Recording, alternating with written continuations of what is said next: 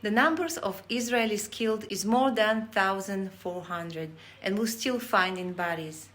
210 kidnapped citizens as now. This number may change as we get in more information, cross intelligence sources and coming to conclusions. All Israel and most of the world are waiting for the ground operation to start. By the Israeli media, the main reason for IDF to wait is to gather more intelligence, get the field more prepared, and to do more training.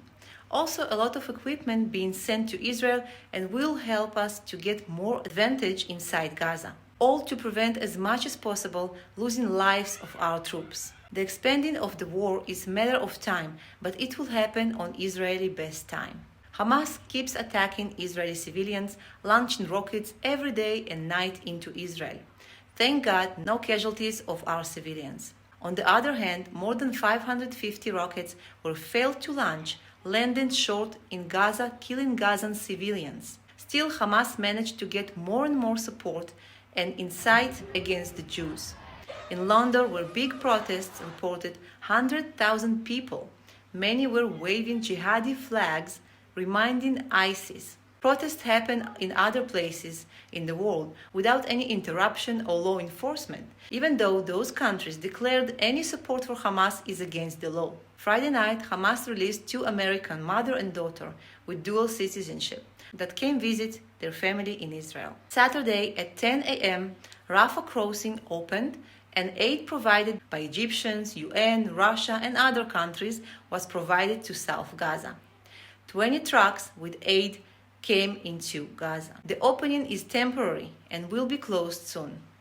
Hamas, together with the Red Crescent and Western media, claims it isn't enough and the crossing should be open every day.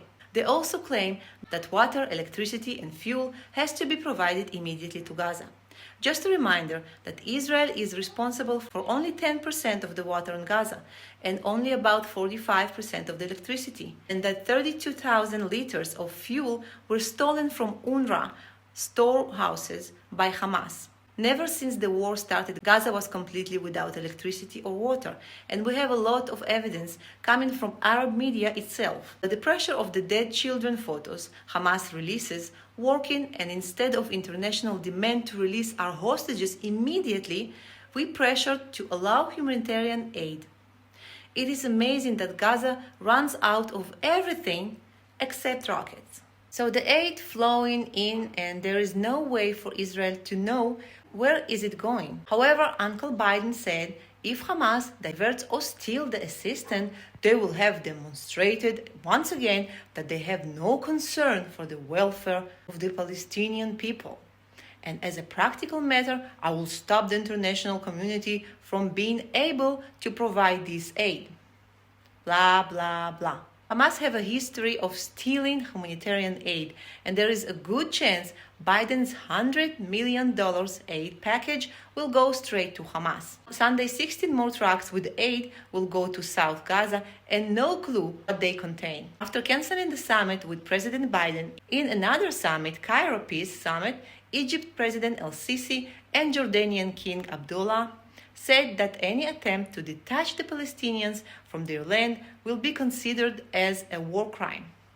El-Sisi stated that he won't accept any Palestinians in Egypt.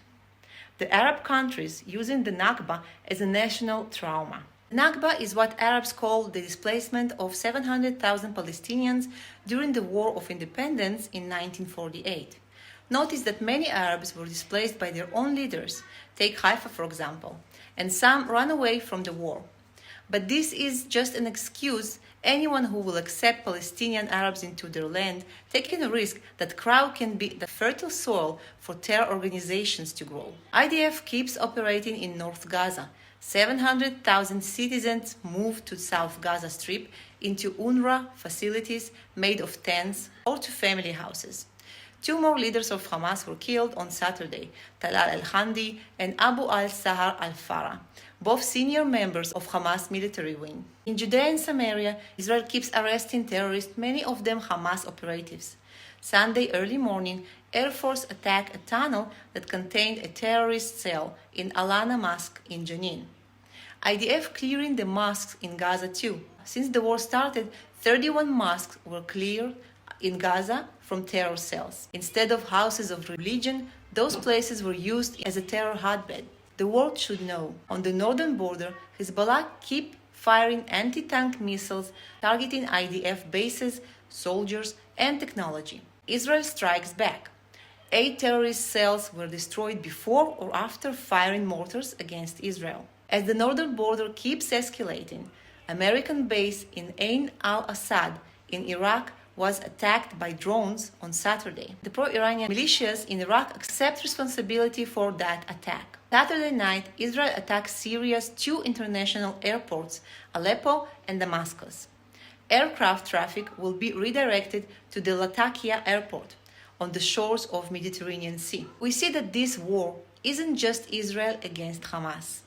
We see how many countries trying to get involved, and the conflict can be turned very fast into a whole region war or even bigger than that. Israel's interest is to destroy Hamas without sparkle the whole region, but we are ready for all scenarios. As you know, Joel is in the south of Gaza border, in the kibbutz and cities where the massacre of the 7th of October happened. I wanted to give you a quick look on how it looks from the inside. Those people went through unimaginable atrocities, and the damage is enormous. So let's talk to Joel. Hey Joel, happy to see you, my love. I decided to show our brothers and sisters what is going on in the places where those horrible massacres happen, and ask you a few questions while you have a few minutes free to talk to me. Hey Ola, it's good to see you. I miss you so much. I think it's a great idea you had here, getting this interview going and get some of this out to our supporters. It's a wonderful thing. So what was your first feeling when you came to the kibbutz? Well, when I first made it into the kibbutz, I've been in all the kibbutzes now that the horrible thing happened, this massacre happened. This one I'm in right now is called Be'eri. This one, 25% of the population of this village was wiped out and killed. Right behind me, you can see a house where it was burnt. The feeling of coming into a situation like this is undescribable. It just really is indescribable. I've been in war zones before, but never in public, residence area, and seeing the things that I see here.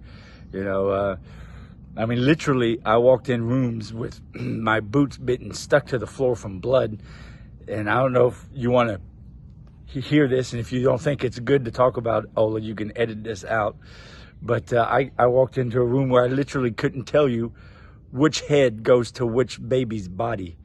And I could see families that were burnt alive together. You could tell they were burnt alive because they were hugging each other.